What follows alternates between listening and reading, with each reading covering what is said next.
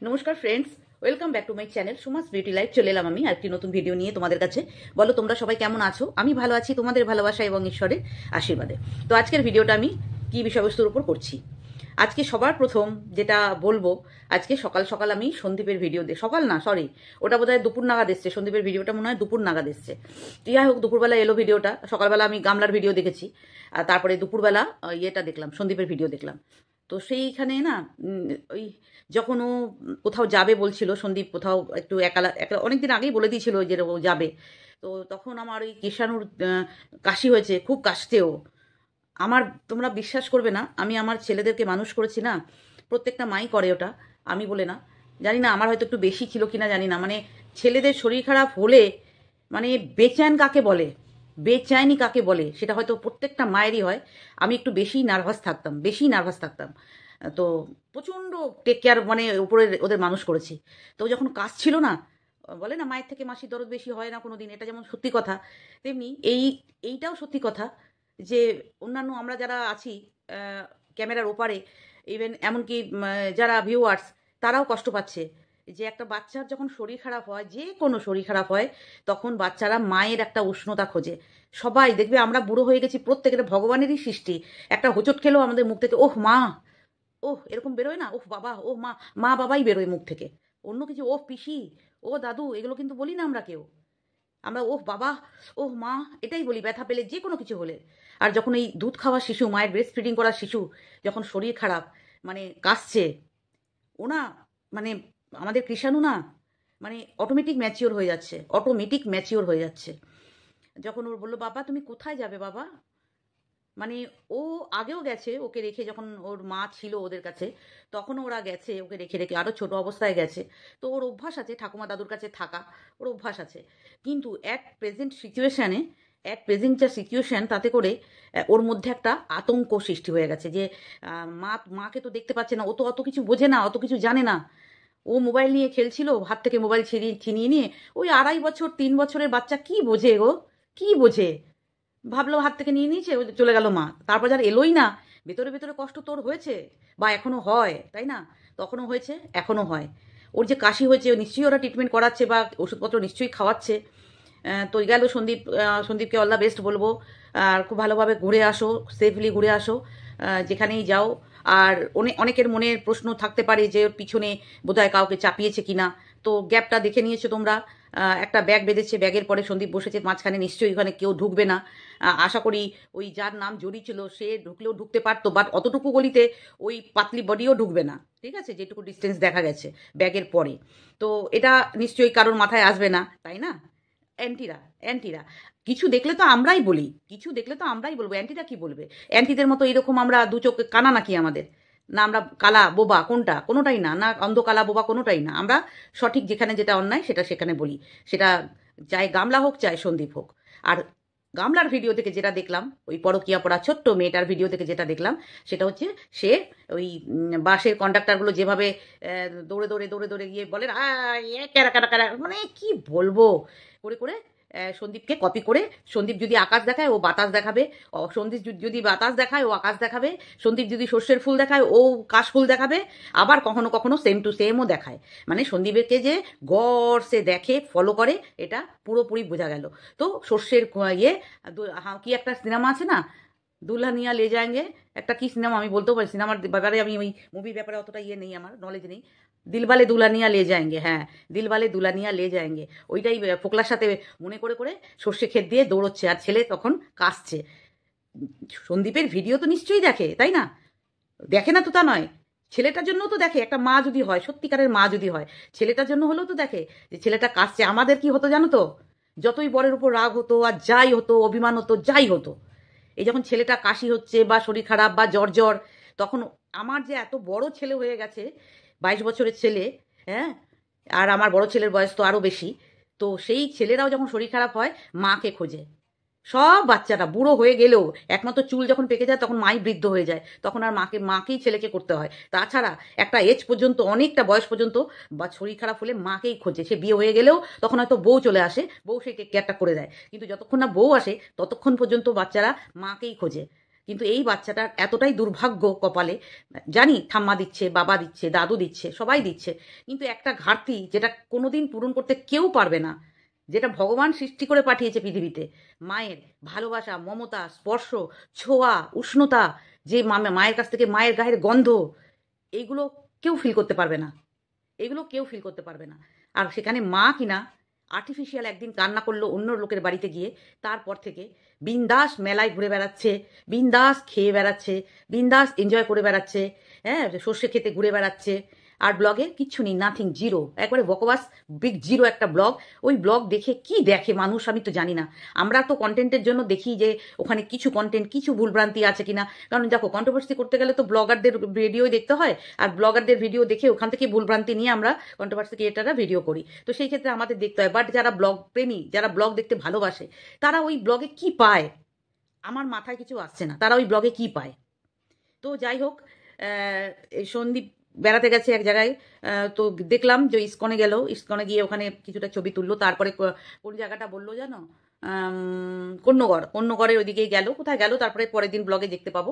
তো যাই হোক, ও এনজয় করুক, ও ভালো থাকুক, ওর মনটাকেও ফ্রেশ হওয়া দরকার, ঘরোয়াভাবে একভাবে জীবন কাটাতে কাটাতে ওরও তো একটা ফ্রেশ হওয়ার দরকার আছে না ওরও। আর ওইদিকে তো সে তার ফ্রেশনেস খুঁজেই যাচ্ছে, সর্ষে বাগানে, পোকলা বাগানে, ল্যাটা বাগানে, সব জায়গাতে ওর ফ্রেশনেসও খুঁজে পেয়ে গেছে, এবং অফ ক্যামেরায় সে করে যাচ্ছে।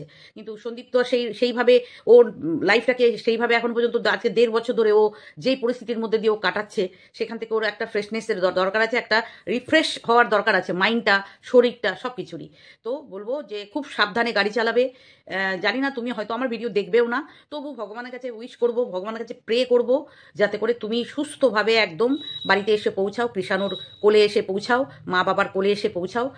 কারণ বাইরে বেরোলে খুব দুশ্চিন্তা হয়, আর তারপরে আবার বাইক নিয়ে, হ্যাঁ, যদিও ভগবান তোমার সাথে আছে এটুকুই আমরা জানি, প্রত্যেকের সাথে মাথার উপর ভগবান আছে। তো তুমি সেফলি বাড়িতে এসে পৌঁছাও, বাইক নিয়ে বেরিয়েছো, সত্যি তুমি বেরিয়েছো, তোমার বাবা মার হচ্ছে তো হচ্ছেই, আমার আমার আমি একটু নার্ভাস মানুষ, আমি এতটা লং ড্রাইভের বাইকে করে এই শীতকালে, আমার চিন্তা হচ্ছে দেখে যে বাবারে এতটা রাস্তা যাবে, হয়তো তোমার বন্ধু বান্ধবও আছে, হয়তো তাদের তুমি নাওনি, একা তো নিশ্চয়ই যাওনি। যাই হোক, যেভাবেই হোক সেফলি বাড়িতে এসে পৌঁছাও, এটাই চাইবো। আচ্ছা, এরপরে আসি আমাদের লাতখোর দালালের একটা শর্টস নিয়ে। ও মাই গড, এ ভগবান, মানে কি বলবো, তোমাদের শর্টসটা করেছে। আমরা তো একজনকে জানি এখানে, যে নেংটি বলে একজন আছে, পানু দিদা বলে, যাকে না এখানে পরিচিত, তোমরা অনেকেই হয়তো জানো। নেংটির নেংটি বিশেষ করে ও তো একদম পুরোপুরি দেখায়, ক্লিভেজ যেটা দেখায় ও তো পুরোপুরি দেখায়, ও ক্লিভেজটা দেখায়নি, মানে নেংটির সাথে কোনো অংশে মানে আলাদা তুমি করতে পারবে না, সেম টু সেম।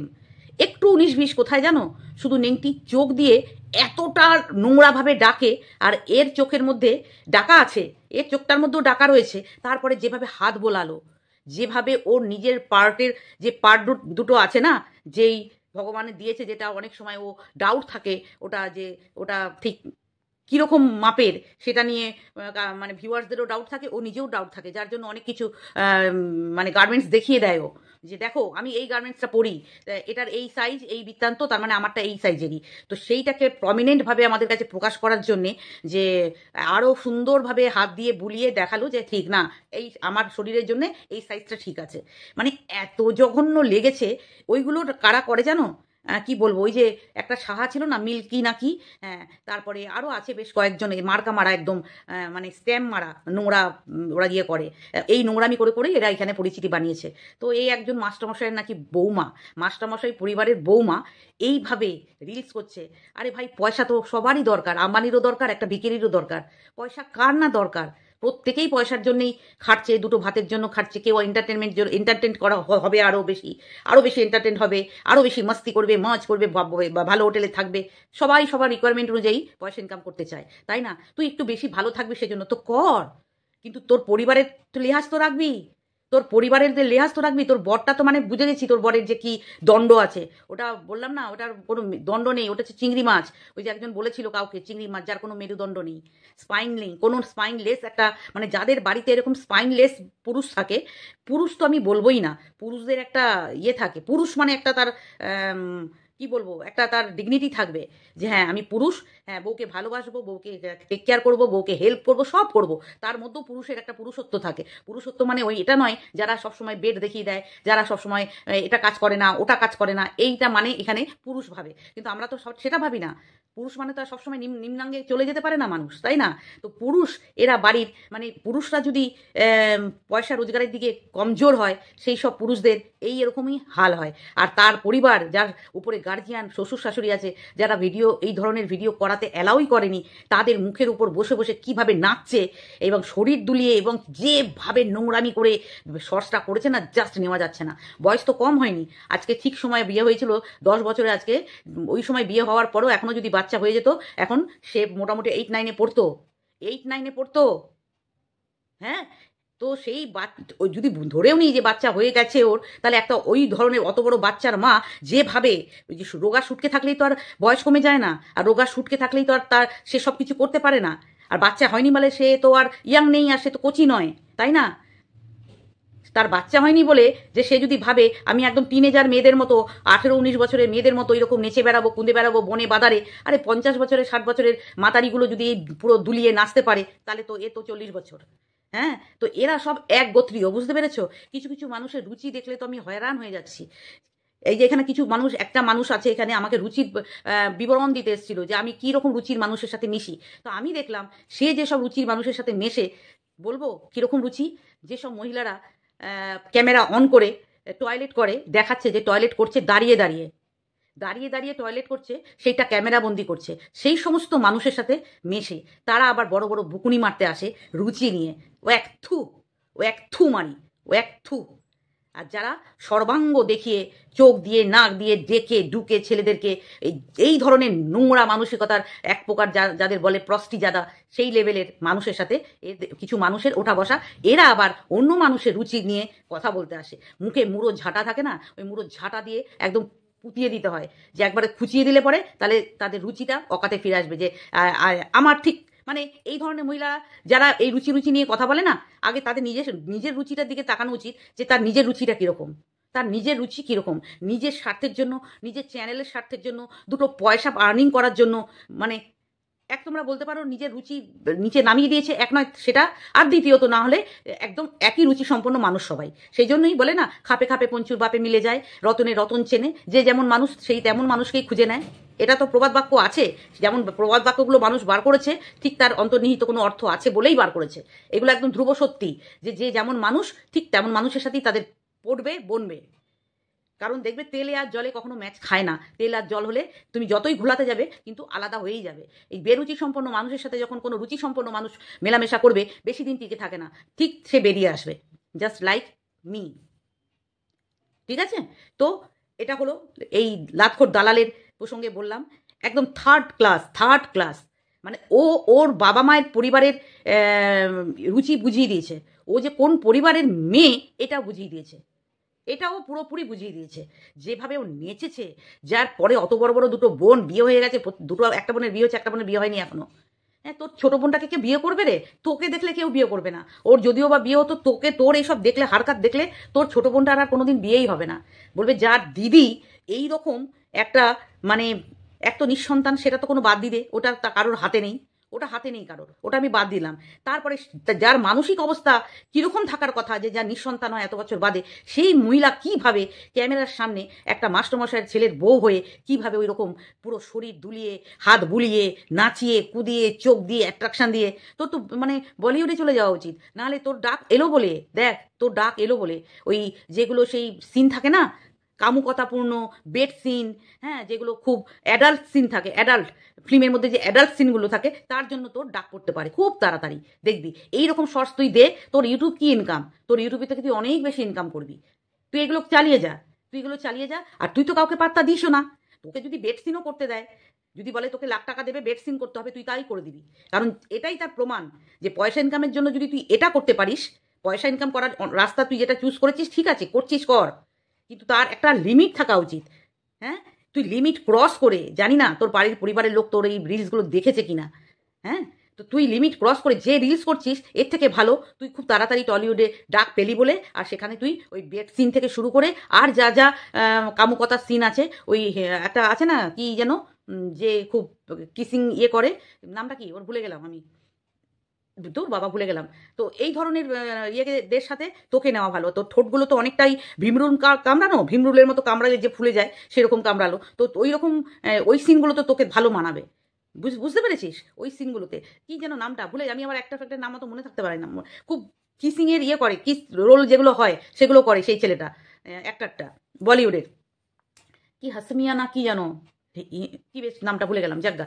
তো যাই হোক, তো এটা গেল এই লাতখোরকে নিয়ে, এটা বললাম। ঠিক আছে, এরপর আসে আমি ফেটুকে নিয়ে একটু বলবো, জাস্ট একটু বলবো। ফেটুর একটা সিন দেখলাম, একটা শর্টস দেখলাম, সেখানে সে আবার বোতল নিয়ে ইয়ে করছে, যে ওর ওই ছোট্ট কচি বটটা আছে, ওই ওর সাথে ওই বোতল নিয়ে বলছে শ্যাম্পেন, মানে সেই একটা কিশোর কুমারের গান ছিল না ওইটা, ওই এখন ওর এইটা তো এমনিকে খায়, ও দেখিয়েওছে যেগুলো বসে বসে অন ক্যামেরায় খাচ্ছে, এটাও দেখিয়েছে। তো ওইরকম এগুলো খেলে তো শুনছি যেমন আমাদের ইয়ে গামলা যেমন এরকম হয়ে গেছে, তো ও দেখায় না, ও অফ ক্যামেরায় খায়, এই হয়ে গেছে, ও দেখিয়ে খাচ্ছে তাও এরকম। হ্যাঁ, তো শরীরে লাগছে কোথায়? তুই যে এই যে লাল জল নীল জল শ্যাম্পেন ট্যাম্পেন এইসব খাস, খেয়ে তুই তো ইয়েতেও দেখিয়েছিস না, খাস না এগুলো, জাস্ট এখানে করিস, দেখাস কোনটা কোনটা, মানে ভিউজের জন্য নাটক করিস না সত্যিকারের খাস? না সত্যিকারের তো তুই খেয়েছিস, তুই তো বিছানায় বসে দেখিয়েছিস, তুই লাইভ করতে করতে খেয়েছিস। হ্যাঁ, তো এরা হচ্ছে এই লেভেল, বুঝতে পেরেছো? আর এরা সব এক চেনে বাঁধা, যেমন ফেটু, যেমন ওই পানু, হ্যাঁ, তারপরে ফেটু পানু আরও দু চারজন আছে যে দাঁড়িয়ে দাঁড়িয়ে টয়লেট করে, বললাম ক্যামেরা বন্দি করে। হ্যাঁ, তার 1 বছর আগের ভিডিওটা দেখলাম, এখনও পাবলিশ করা রয়েছে। মানে কি নোংরা পরিবারের মানুষ এরা, বুঝতে পারছেন? পয়সার জন্য সবাই করে না নোংরামি, জানো তো? আমি এটাই বুঝলাম, এদের রক্তেই আছে নোংরামি। এরা নোংরামি করতে দেখাতে বেশি ভালোবাসে। কারণ আমি যার ওই দাঁড়িয়ে দাঁড়িয়ে টয়লেট করতে দেখলাম না, তার যে অভাবী সংসারে পয়সার দরকার এটার জন্য করছে না, তার মোটামুটি যা দেখলাম তাতে করে তার অভাব নেই, কিন্তু স্বভাব, স্বভাব কেউ করে অভাবে আর কেউ করে স্বভাবে, বুঝতে পেরেছো? এই নোংরামিটা এখানে, এটাই আমি বুঝলাম। তো চলো বন্ধুরা, এটাই ছিল আমার আজকের ভিডিও। তো যতটুকু মনে হলো, যতটুকু বলার যাকে যাকে নিয়ে, ততটুকু আমি আমার মতো করে প্রকাশ করলাম। তোমাদের যাতে ভালো লাগবে কমেন্টের মাধ্যমে অবশ্যই জানাবে। চলো টাটা, বাই বাই।